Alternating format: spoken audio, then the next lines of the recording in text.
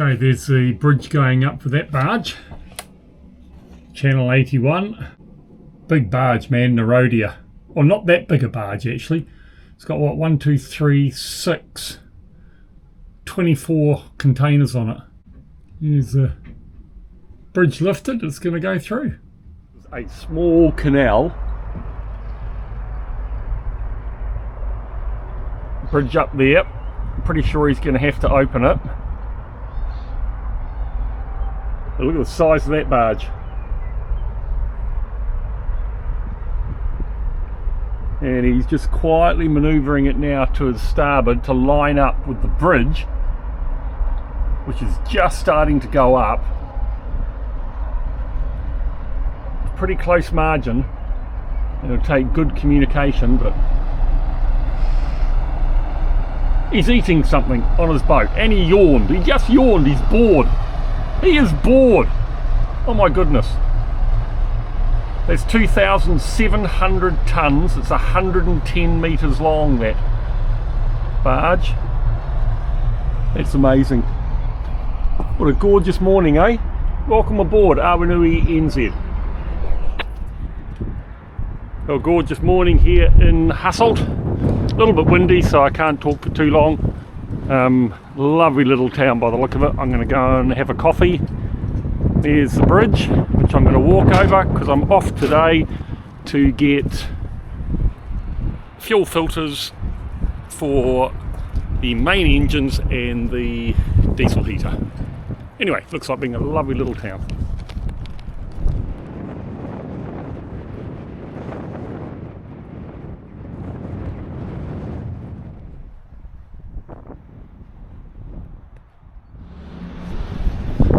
Wonder how much. Oh, 140. Oh no, there you go, look, €2.47 now for diesel, so that's a bit scary. Anyway, here is Schneider Hasselt, and there's all the mole mounds. We don't have moles in New Zealand, so the concept of these things living under the ground and leaving little mounds when they come up near the surface is quite unusual. They're on the sides of the canals all the way. Anyway, wind's coming up again. I better get off into Schneider to get my spare parts. Well, pretty sure that was successful. €500 later for 12 filters. Reasonable price. Probably get them cheaper in the States when I get there, but this will get me through to the States. And really nice people, as always in the Netherlands. Schneider Hasselt. Pretty cool place actually. Yeah, lots of stuff. I could probably get a lot of stuff there, but I've got these. I'm going to go back and I'm going to try fitting one straight away just to make sure they fit, because they are OEM parts. But they've been absolutely recommended to us, so not too worried about that. Donaldson, Hi-Fi and Fleetguard are very well-known brands that most of the manufacturers of engines approve the use of their filters. So anyway, let's get back to Awanui NZ. Number 3 coming, folks. You need to get ready for this. New marks arriving. That's good. For the summer. It's nice in the summer, short hair. Summer? In the summer, yeah. Oh, in summer. Yeah, Yes. yeah, short hair. It's good for summer. Yeah. In summer is short, in winter is long. Yep. I don't know where the grey hair came from.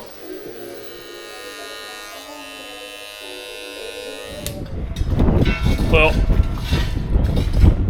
a lot of you would have seen my previous haircut, so I must have sucker written all over me, because every time I go to get my hair cut, I just ask for a number 3. That's all I want, just a number 3. Put the clippers over it. Oh no, we got to have blades, we got to have shaving, we got to have 25 euros later. Back home, be about 10 euros.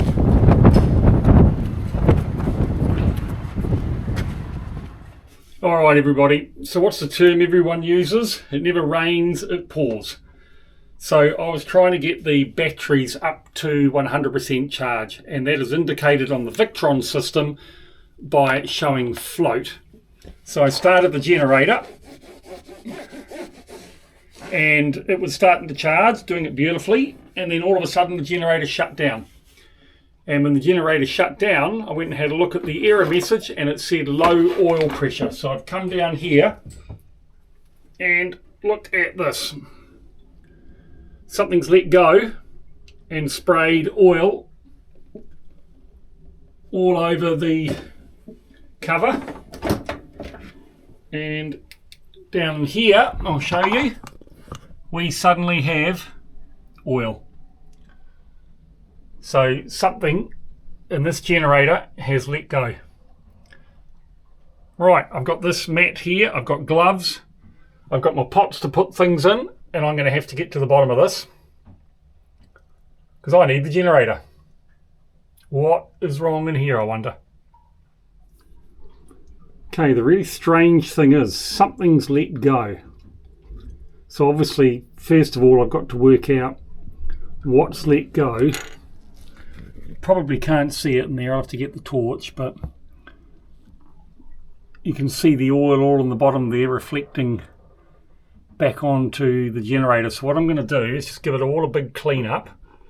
I'm going to get all this out of here and then I'll see if I can see what's happened. If I can't see what's happened, I've got a feeling there's a seal not quite right on the top of that filter, and I don't understand that because when we changed the filter, that was crikey 50 hours of running ago. I would have seen oil by now. I've checked the dipstick, so it can't be that. I'm sure I would have noticed oil in the bottom there.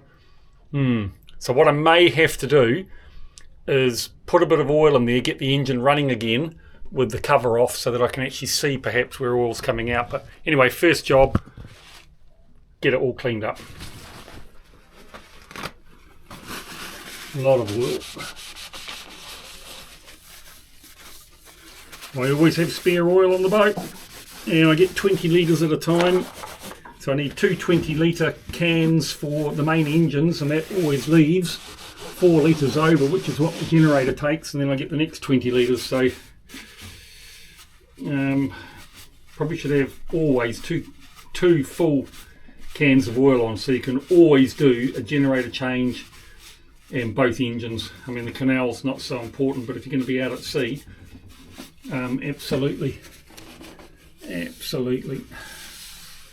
Okay, I'm going to get the majority of this oil out of here. Use my little pump. Such a good bit of kit this. It was so good getting it.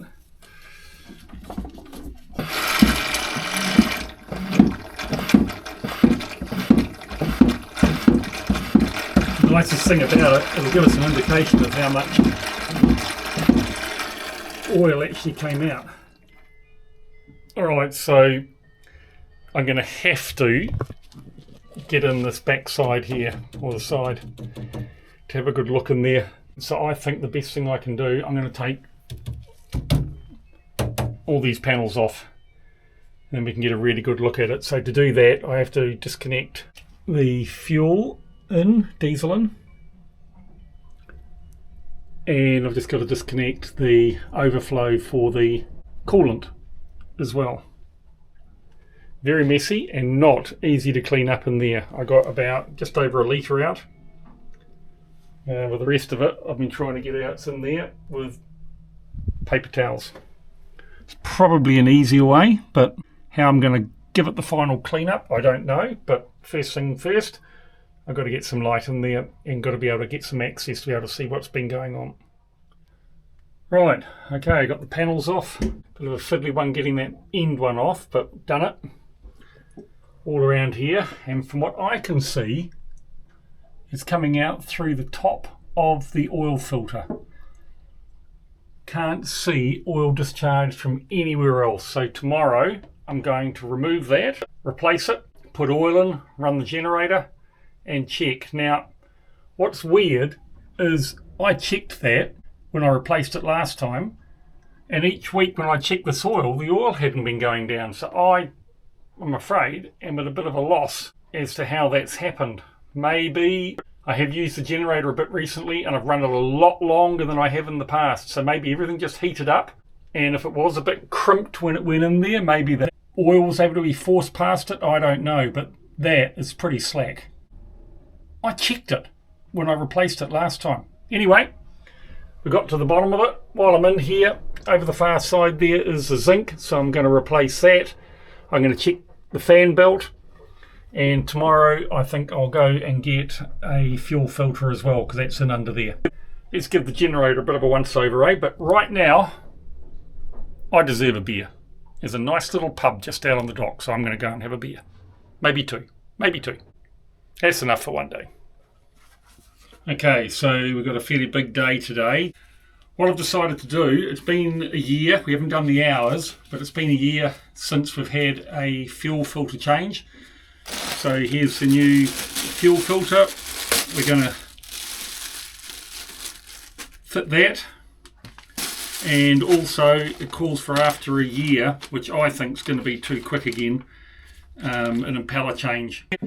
You know, I felt like I was getting on top of maintenance, and then this happened. And it's just a reminder, but you've just got to accept that and move on. If you don't do that, then I could see how it could get you down a little bit. Yeah, it's a good chance to do this. It's come up on my Yacht Wave maintenance app, so it's just good to get all these jobs done anyway. And you know what? You just got to move on. But I am going to change a little bit what I do. I think when I come and check the generator each week, I'm going to start it and open the cover. And then at least I can see a lot more of what's going on in there, and obviously check the oil like I do before I start it each time. But anyway, let's get on with it. I won't do it in real time because there'll be way too much footage there and you'll all nod off to sleep. But yeah, I'll definitely capture the highlights. It's a bit cold today, so it's good to have something to do. Anyway, into it. So I'm sitting there and I can hear water running. I think, what the heck could that be? Really weird. I've got a feeling it's raining outside. I'm going to go and check just to clarify, and if it is raining, then it's the drain from the top deck. Yep. It's raining. I was thinking there for a minute, what the friggin' heck's gone wrong now? But anyway, I've got a whole new roll of absorbent paper here. I've got my gloves on. I've got a bag to put all the rubbish in. Got a pot for my bits and bobs. So at least this time we don't have to worry too much.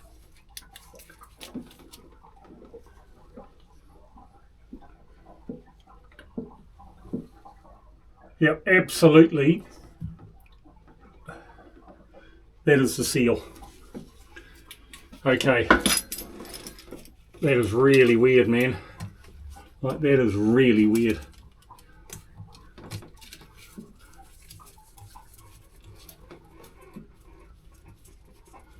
Because I checked that when I put it in. I've never seen anything like that. Not that I've done a lot of this sort of thing, but it just shows how careful you've got to be in doing your oil changes. So what I'll do is I'll get this off, get the oil back in the engine. I'll have a think about it, but I think we'll start it.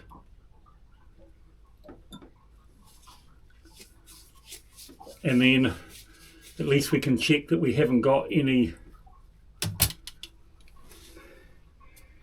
leaks. Okay.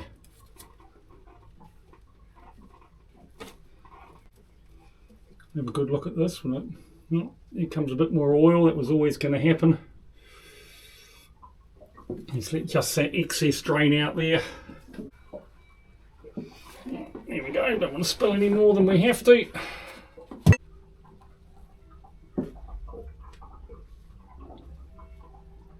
Okay, so I've got the old filter off over here. I'm going to very much take my time with all of this. Got the new filter ready. Got some nice clean oil. Going to put that in there, get the filter on, and then we'll give the engine a run. But I'm going to have a cup of coffee first. something I've got to do too. Here is the pipe for the reverso oil drain out of the sump, so I'm going to have to connect that temporarily to the pipe over there and tighten it up just to make sure we don't get a oil leak, because I've got a funny feeling when that engine's on that would be pressurized. Anyway, let's see how we go, eh? Still got a bit of cleaning up to do. In fact, I've got a lot of cleaning up to do. I'm going to do a bit of research on that. Got a funny feeling the way I'm doing it is just going to take for blinking ever. So I'm basically using hand towels. It's one of those jobs, I think, as you take some out, the rest spreads out, and in the end all of a sudden it'll stop. And then I'm thinking I'll put some degreaser or something in there with some water, try and slosh it a bit, and then mix it up, and that should lift it. But put our oil in.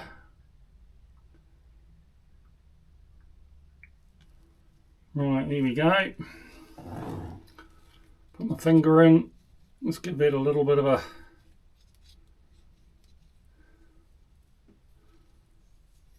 lube up there. And then get this up and under here and on without cross-threading it, of course.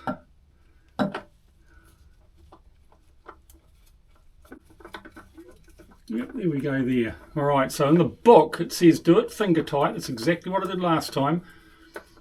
It said just run the engine, check for leaks, and then see if there's a wee bit more you can tighten it up. But I'm going to be very careful here not to squeeze that to the point. Right, that's finger tight, I reckon.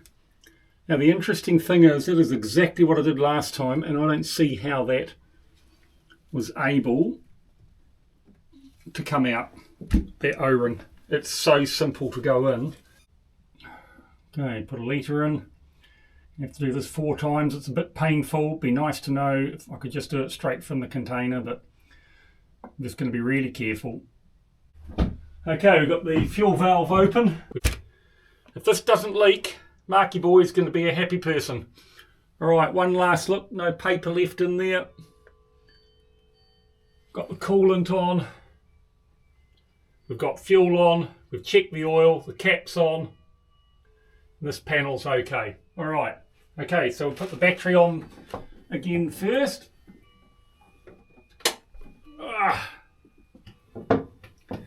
And we'll get ready to shut it down if we needed to. So, alright, we're just priming it. That's alright. Okay.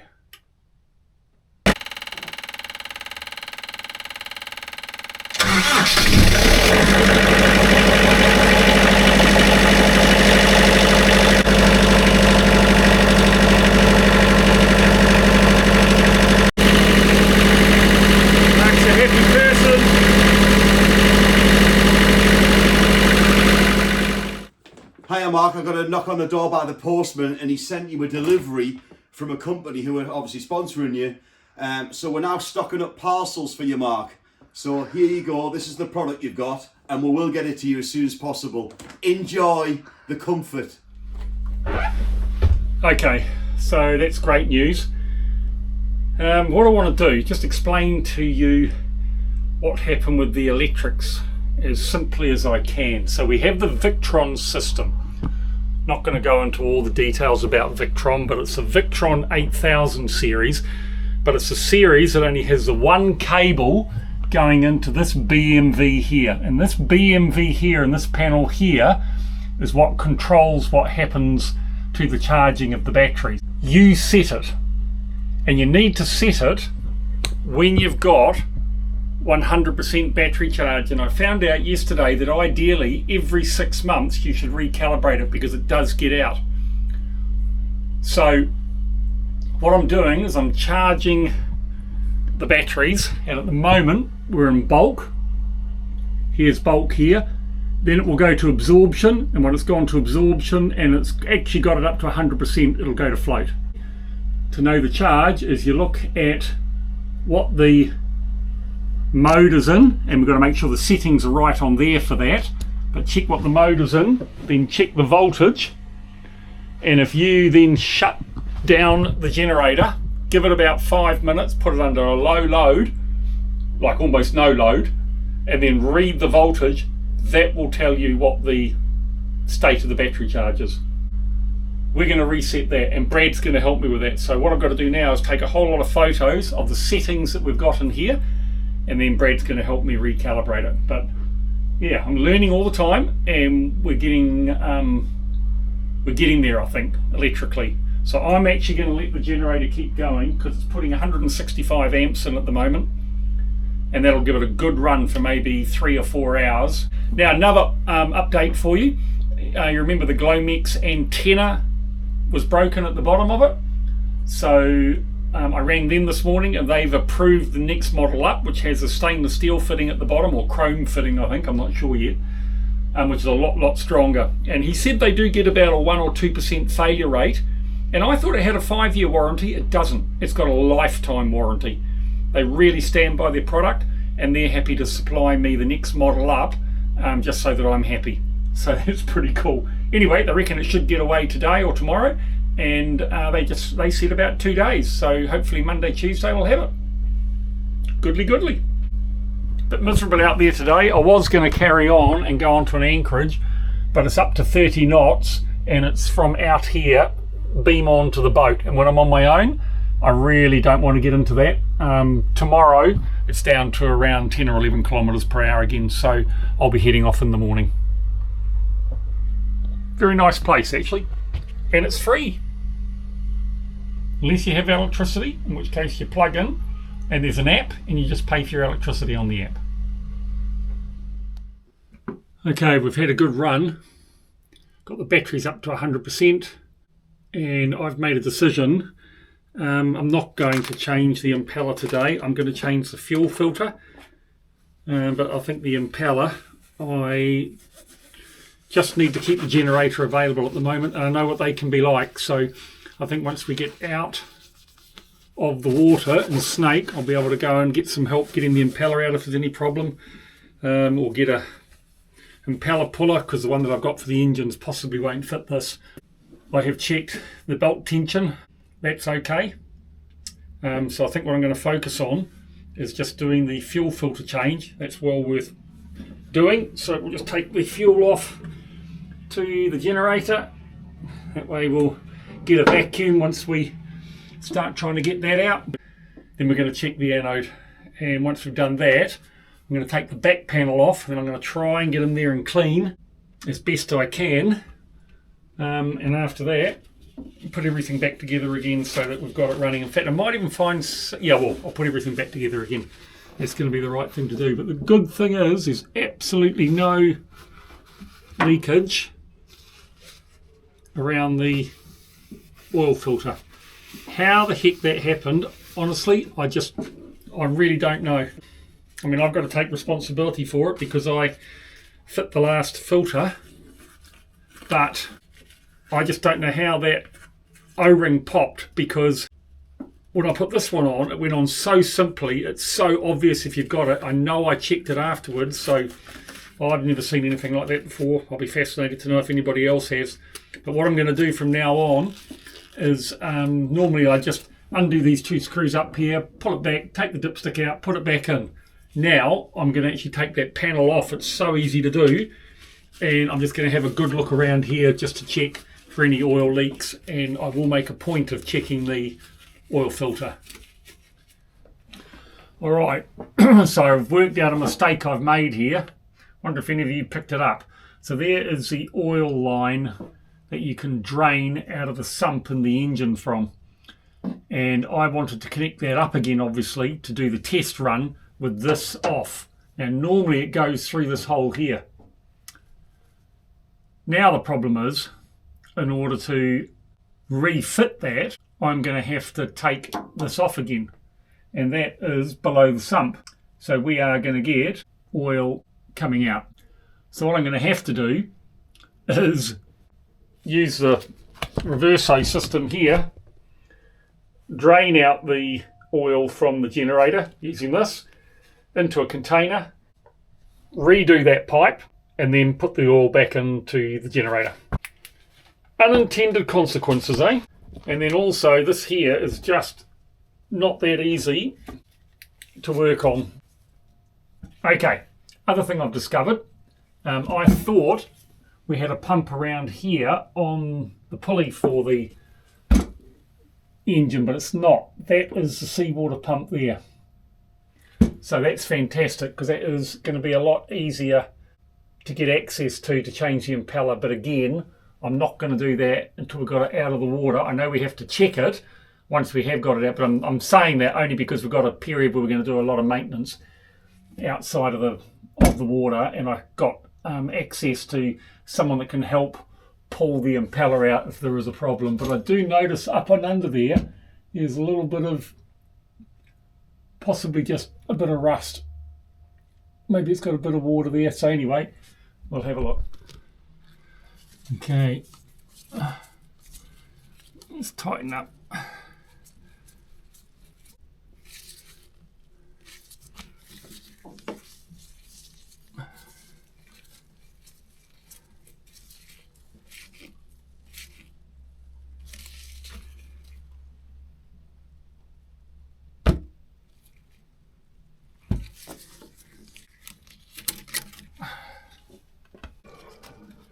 Yeah, the neat thing is, in here we can actually prime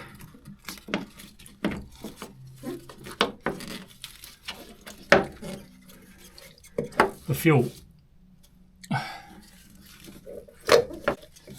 It gets that out there.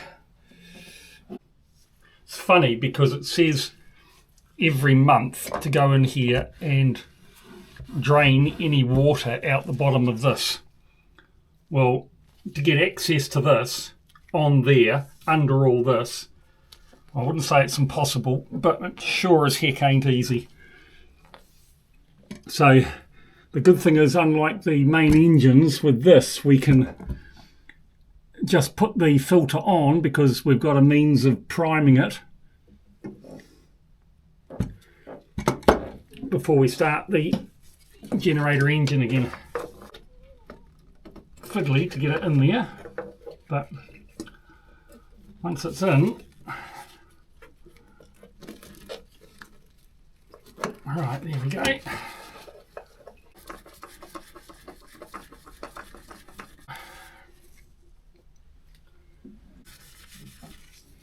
Keep finding bits to clean on the engine after the leak we had. Really weird, actually. Really weird, because I don't see why it would have sprayed around. Anyway, before we start the engine again, I will just check the oil level on the dipstick.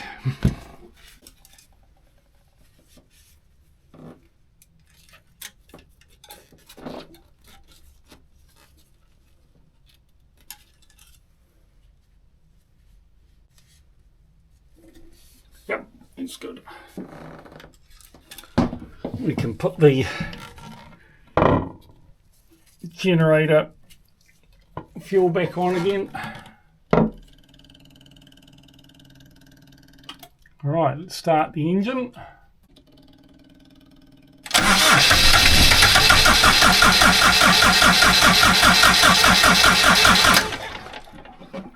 Never that easy. You know what? Pays to open the fuel valve in the pilot house. So it says 30 seconds actually. Let's try it again, eh?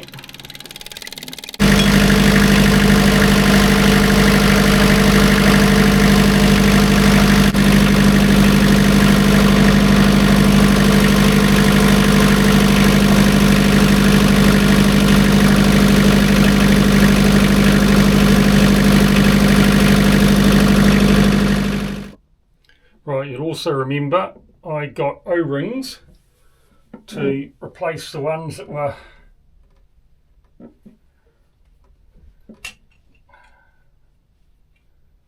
broken. Here it is there, look, the middle one. It's no good.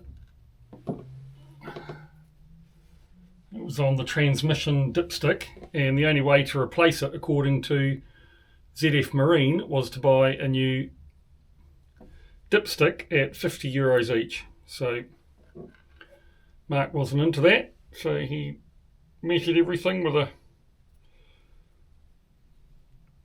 caliper. And there you go. Right, you should be able to go back in there. No, doesn't fit. It's too big. Ah!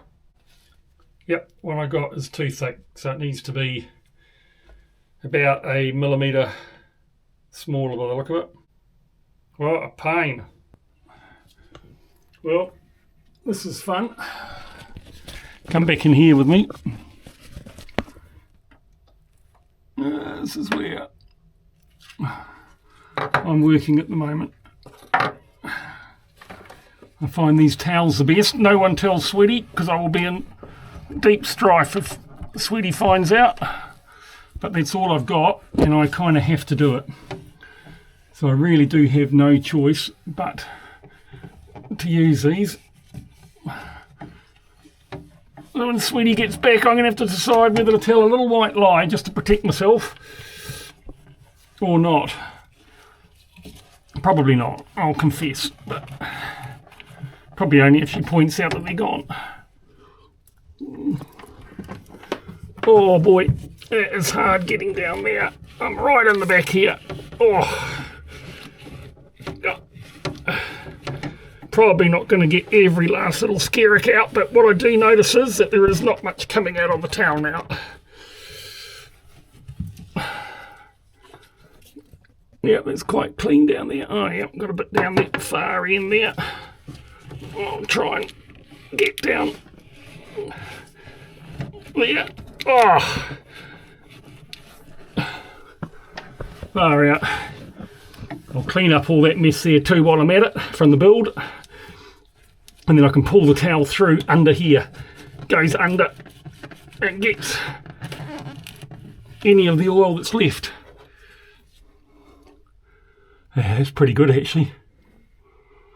Right, then I'll pull it back through. Give it all a clean up in the back here. And put everything back together again. I just got the anode to check. I think it'll be fine. Let's see. Alright. There's the zinc out of the generator. So, absolutely no problems with that at all. It can go back in. I'll check the date. That'll give me a good idea. Let's put a little bit of PTFE tape around this. It says to do that in the ONAM book. No sign of any leaking with that whatsoever over here, so that's that done.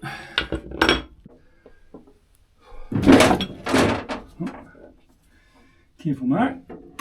You don't want to do any damage.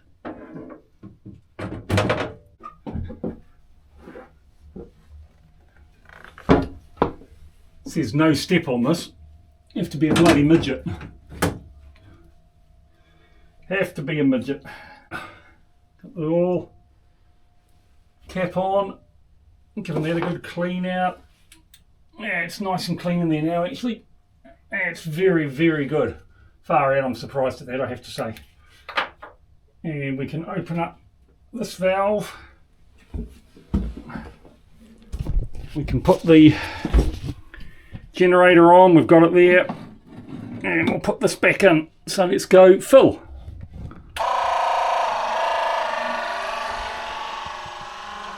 There we go. It's going in through there.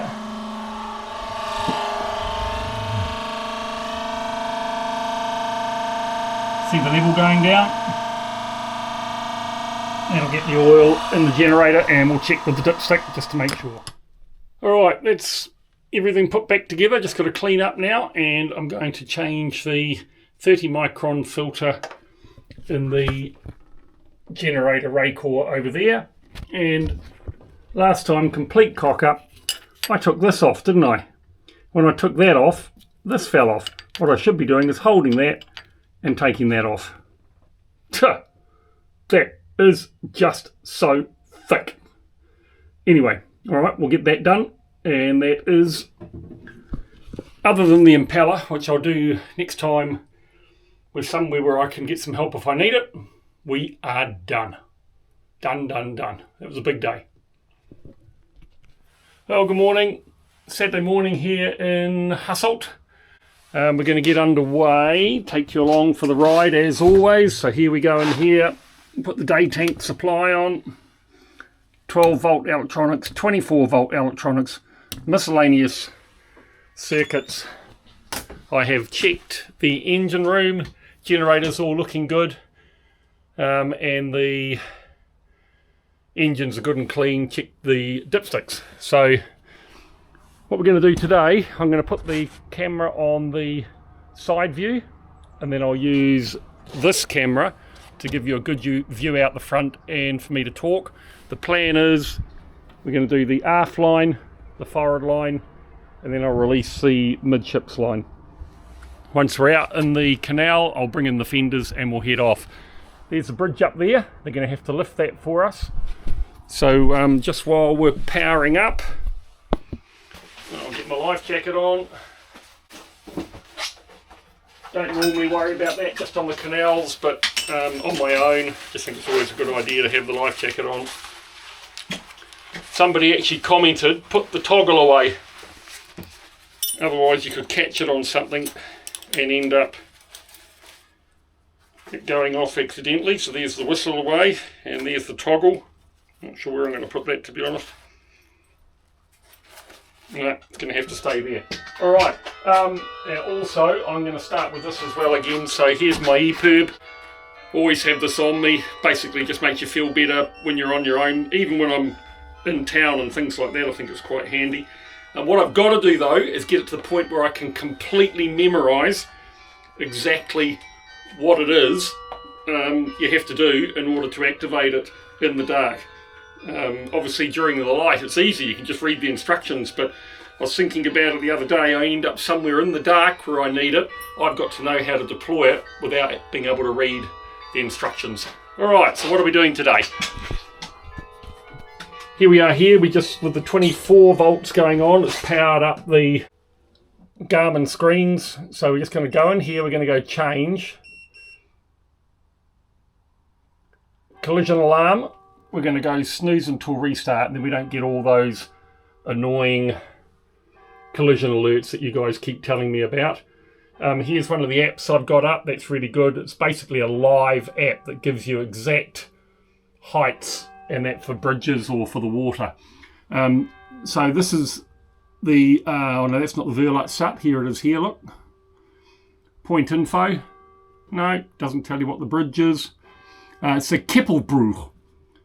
And channel 81 is what we've got on there. So what I'm going to do before we start the engines is give the guy a call and just check with him when they think the next time is that we can go through. Where are we going? So here we are in Hasselt.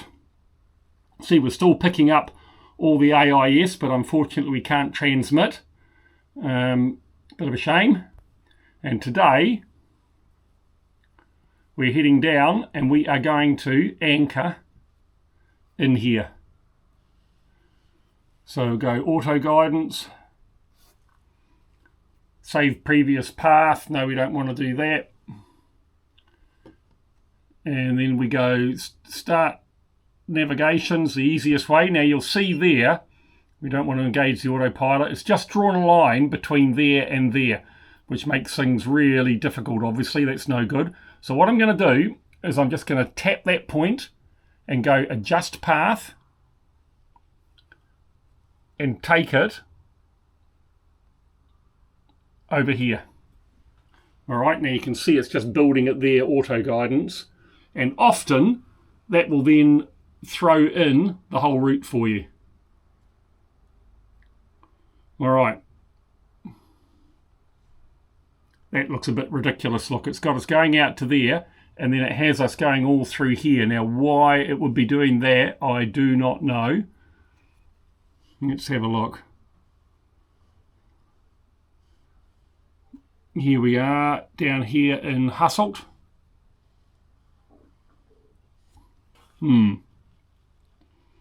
Why would it have us going down there when in fact we can go out through here? We can go all the way out through here. All right, okay, that's weird. Okay, we'll just put a point in here as well. So we'll go done. Let's go adjust path again. We'll tap here and we'll bring that over to there. It's calculating again. Ah, there we go, look. It's got there. There we go, done. We're going to go adjust path.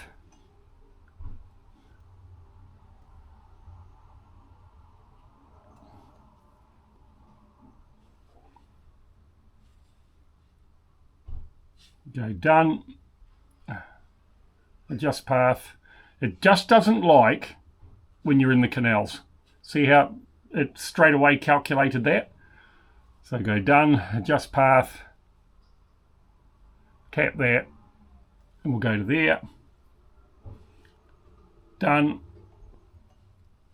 Adjust path.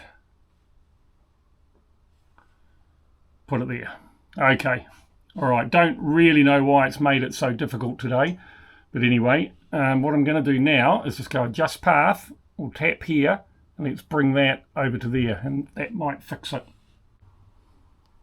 Let's just have a look at this bridge here. That could be why. It's 13 metres.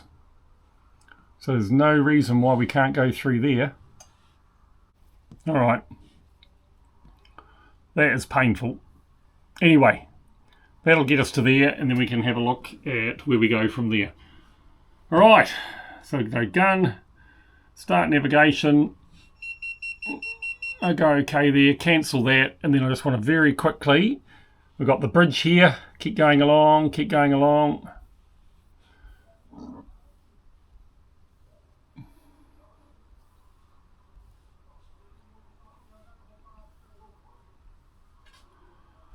Okay, there's nothing to upset us there.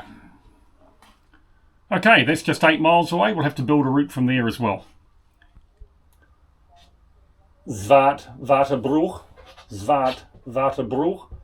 This is motor yacht Awanui NZ. Awanui NZ, over. Awanui NZ, this is the Zwartwaterbroek. Yes, good morning, sir. We are on the quayside at Hasselt, and wondering if you have another vessel coming through for a bridge lift shortly, and I can tie in with that vessel if you want. Over. I don't have another vessel in sight, but I can open the bridge for you. Copy, thank you very much. I'll start engines. I'll be with you in about 5 minutes. Over. Copy that. Up we go.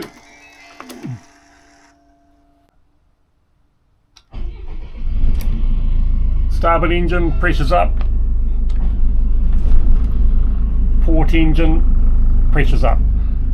Okay, a couple of comments out there. People saying they're sick to death of looking at me when we're underway. Well, that's life, but what I'm going to do is put you up on here a little bit, and that way you'll get the view out the front as well. 11:45, I can fill out the log.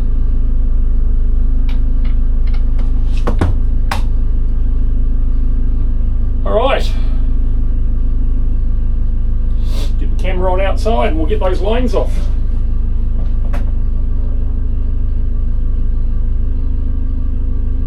Steering's in the centre, bow thrusters on.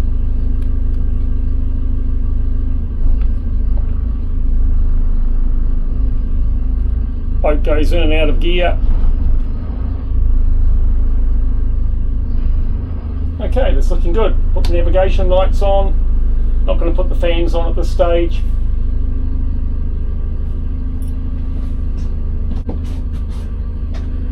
Right, best laid plans. Turn that camera on, only 7% remaining. So let's change batteries. Really is the story of my life, changing batteries. It's interesting. I don't think people realise just what goes into doing YouTubing. Just managing all your software, your batteries, getting everything sorted. I reckon I do about 30 hours a week. Putting out 3 videos, or even 2 videos, because then they're just longer ones. But okay, let's keep going. Alright, stern line first.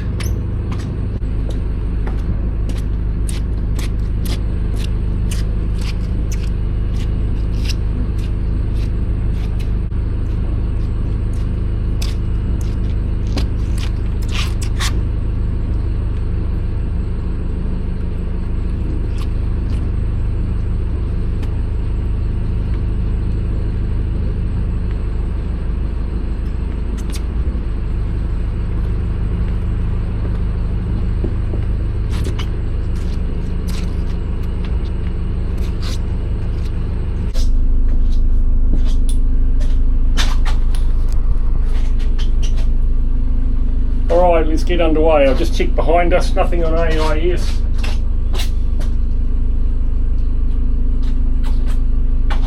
Nothing coming down the canal. Starboard engine into reverse, port engine into forward.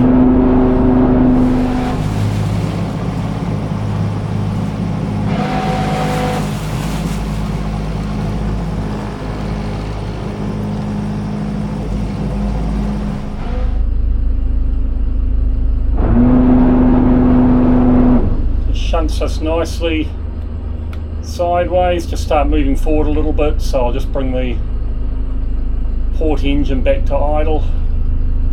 There it goes again, bow's going in.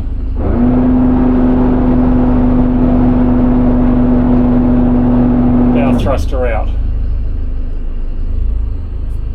Okay.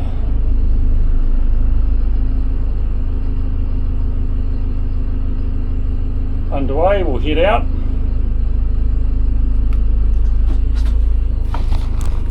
Alright, pitch up the top here so you can see out the front.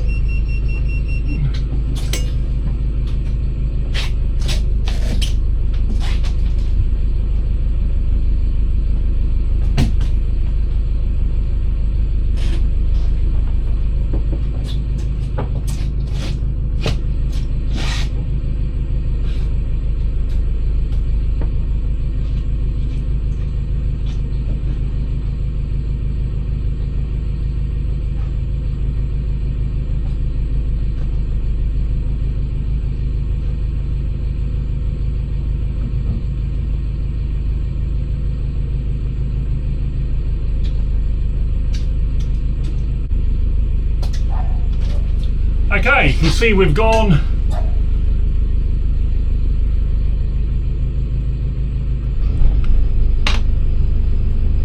green and red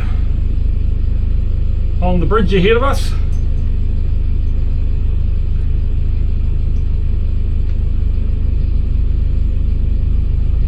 And they've got the barriers down on the left hand side of the bridge here.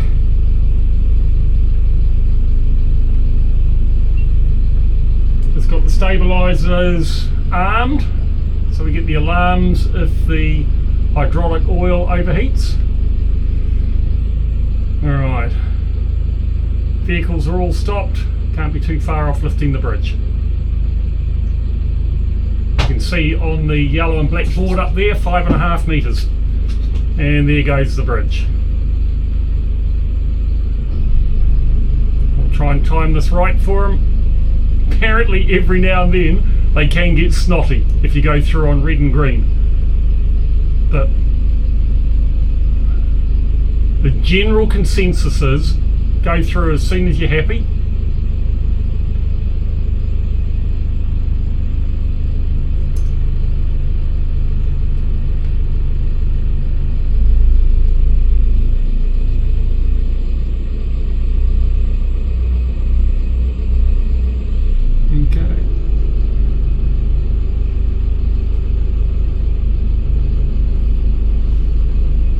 More than happy to go through there.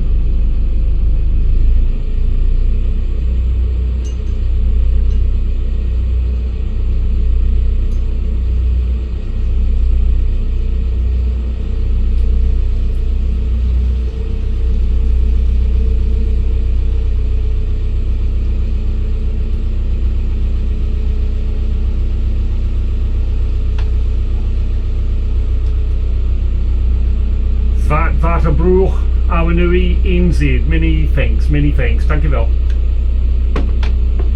Welcome, have a good voyage.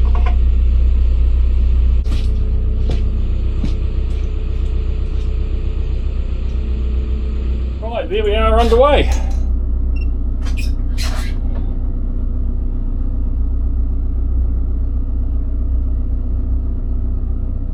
All the fishermen out, they got trailers there with all their gear. Looks amazing. Alright. Okay, so quite a few of you have commented that you can't see me on AIS, so just to reiterate, it looks like the antenna has failed. The fitting at the bottom has broken. It's only plastic and it's epoxied. I spoke to the factory, they're sending a new one, they're sending a stainless steel one, and they say about 1% fail. They have a lifetime warranty, not just 5 years like I thought. So great product, great service. They're sending it to the shipyard. Now that means that I'm basically down to this radio for VHF, and I do not have AIS from a transmission point of view. I can receive. Pretty sure other vessels can't see me. Anyway, the legal requirements, anything under 20 metres does not need AIS by law on the inland waterways. So while I feel uncomfortable about it, it is very quiet along the canals that I'm in at the moment, and I will be where we're being hauled out in 2 days for Monday. So on Monday hopefully we'll get the aerial and we can get that sorted. It does feel funny knowing that people can't see me. I can see them but they can't see me, so I'm keeping an eye out on AIS obviously for traffic from behind, and then about every 5 minutes I'm just going to have a look out the back of the boat as well. How are you? Good luck. Right, there's a ferry in front of us crossing from left hand side of the canal to the other. It was literally only over there for about a minute. One more car waiting on the right hand side.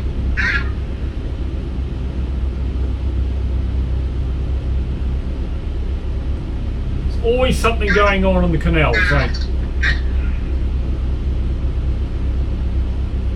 It's a cable ferry.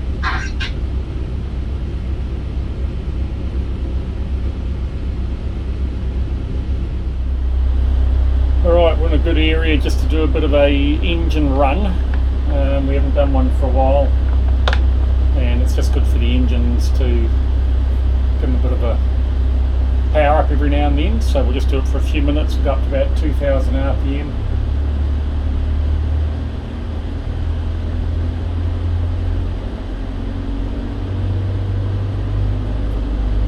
I like doing it slowly, possibly don't have to, but camera on in the engine room.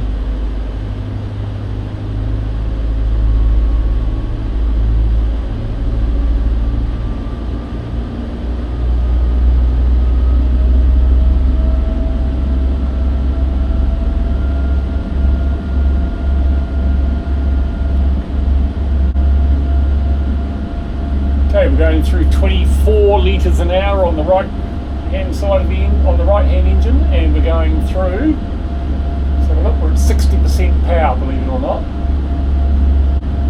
22 litres on the port engine, so about 40 odd litres an hour, and we're doing just over 9 knots. Pressure's up a bit on both engines as you'd expect.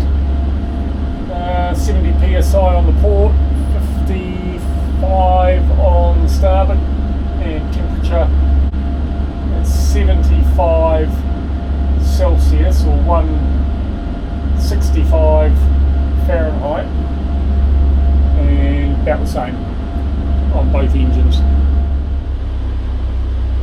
Right, made myself a cup of coffee. Check this out, in the proper cup. Fiona will be so happy. And we've just been going down this big long fairway all the way down. It's about 6 miles in an absolute straight line, so I snuck off and made that cup of coffee, and I am watching 71%. I don't know if you guys have seen Nathan and Lindsay on their channel, but pretty exciting at the moment. They're heading between Fiji and Tahiti, my part of the world. I spent a lot of time in Fiji, a lot of time in Tahiti. They're going to love Tahiti, but yeah, 71%. Fantastic channel, and got to know them pretty well over the last year or so. They're a bit naughty. They went from a Nordhavn to a Celine, so I don't know how I feel about that, but anyway, great people. I really enjoy watching them, so if you don't, go and have a look. Well worth it. Okay, there you go, just got 4.6 nautical miles to go, coming up to the bridge to get the side view of that again, and the spot we're looking for today. A couple of very straight runs down here, and we go round this corner at the end, and we're going to be anchoring in here, in that channel there. As I said, when we went past that time, there's our track look, that's where we went past back in July. We looked up in there and we thought, oh man, that's amazing. This area in here, it's where they took a whole lot of sand out of. So way too shallow, but that spot through there was a good anchorage. That's where we're heading.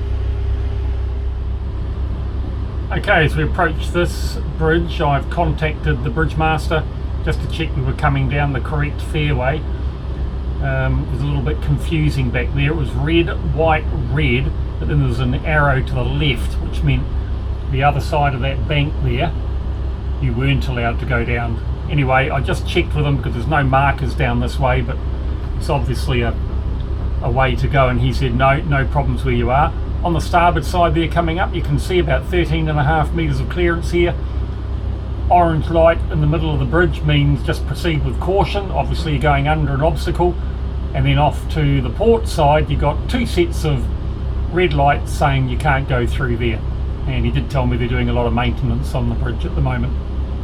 So looks like they've got big tidal, not tidal, but floodgates just through this bridge on the right and left hand sides as well if they want to use them, just to be able to control the height of the canals. Still don't like going under bridges, don't know why.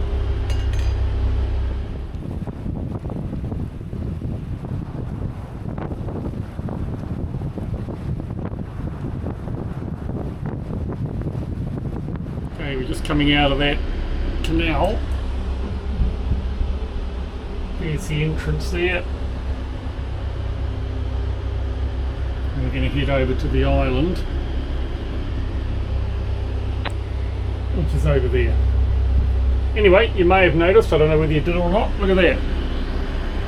Water temperature 29.06 degrees.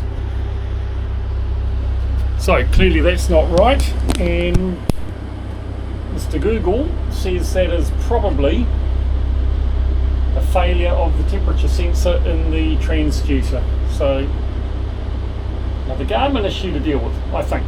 Just need to work out where the transducer came from. I assume it was Garmin. Anyway, that's something for another day.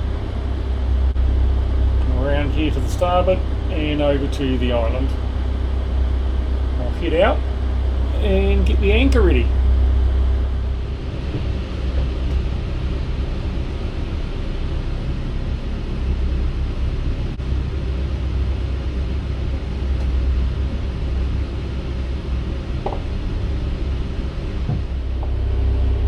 Okay, by all accounts, just from talking to people, it is fairly shallow in here. And what I'm planning to do, the wind is coming across here, beam on, so got a nice bit of shelter. I'll just go in there really nice and slowly, and I'm going to try and go right up to this top end here. It's just mud, being told that, so we'll just slow right down as we go in. Just keep a close eye on the depth, and I'll let you know what we're doing. Again, I might go and change the camera to out the front actually, for the side camera. Here we are coming up to the entrance. Take the autopilot out. It's going to come back to idle. We're in 1.5 metres, or idle forward I should say. Okay, it's pretty steady, 2 metres in here, that's good. Just zoom in, yeah, it's 2, 3, 4. And we're just puddling along at 4 knots.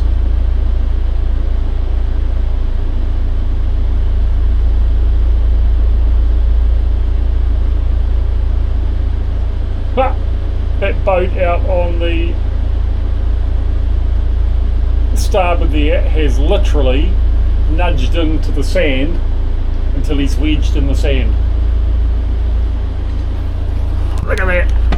There you go. Now you can see him through there. We'll just keep looking out the front. That's pretty cool. So that's the locals for you. They're happy to just put their nose into the mud and settle there. Love it. Local knowledge, eh? Local knowledge.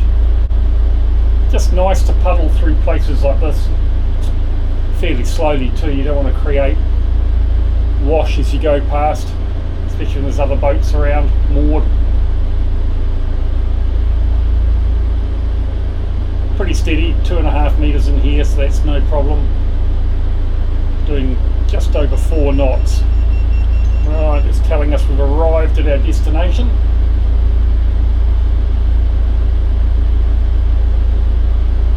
Okay, so getting ready to anchor. I've got the damper off the anchor out there so it can head out. We're going to set a 25 metre circle. We'll stop the boat, drop the anchor to the floor. I can tell from here when it hits the floor. At that point I'll just start going astern up to about 0.6, 0.8 knots. Then we get to about 15 metres. I stop lowering the chain and then just let the boat drift backwards until it's set, and then just adjust it finally to end up at the 25 metre part, the 25 metre boundary. Not too fussed. The 25 doesn't worry me too much. It's very, very settled in here.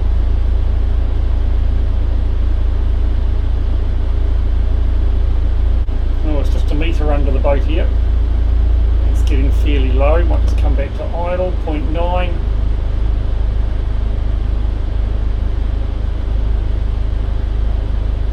.1, 1.2. Remember, that is below the bottom of the keel. Up to 2 metres again, so it's just a little bit of a mud bar back there. 2.6 metres now. Yeah, we'll just go ever so slightly to the right hand side here, ever so slightly of centre. We might even limit it to about 20 metre drag circle, I think. We're not going to be going anywhere tonight. Anyway, nice spot coming up here between these two fishing boats, I think. Okay, we're going to zoom in on the port chart, and on the starboard chart we are going to go to alarms, navigation, anchor drag. So there it is, I've got it set up. I can see where I am on the port chart, and I've got the circle ready to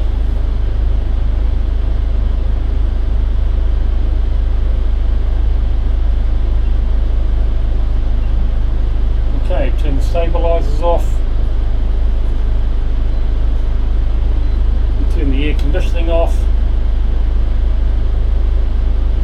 There's no wind here, so I think this is a perfect spot. Okay, it's just widening out nicely. It's 2.4 metres, so our 25 metre circle is perfect. Slow the boat up.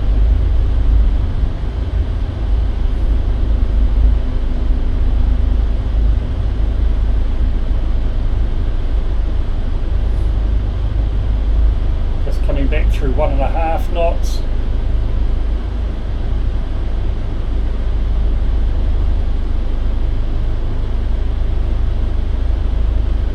Here we go. Put the anchor drag on. Start letting the anchor out. Like I say, I can tell when it hits the bottom.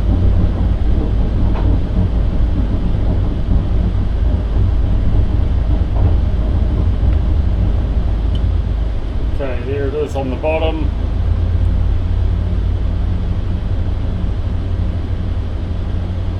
Just start backing up.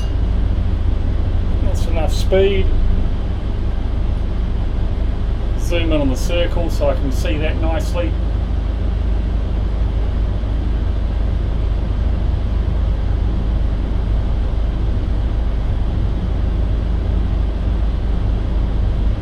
Right, I'll let that set.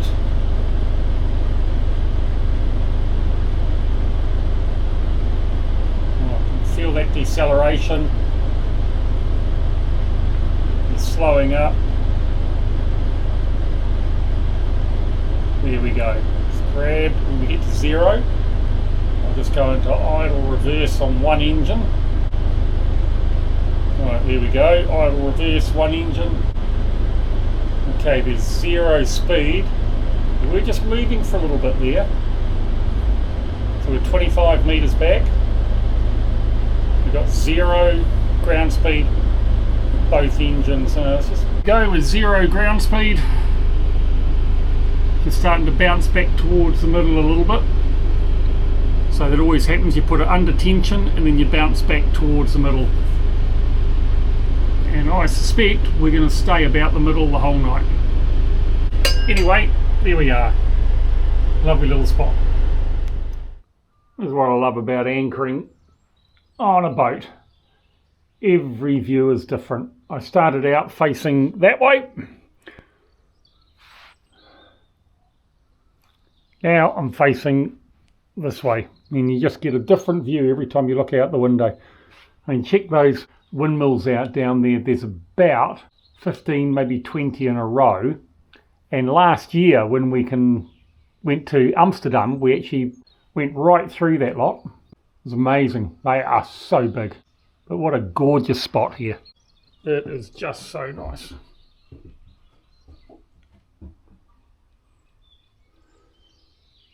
Something very special about being at anchor. I just love it. It's so restful. Got to have the right spot though.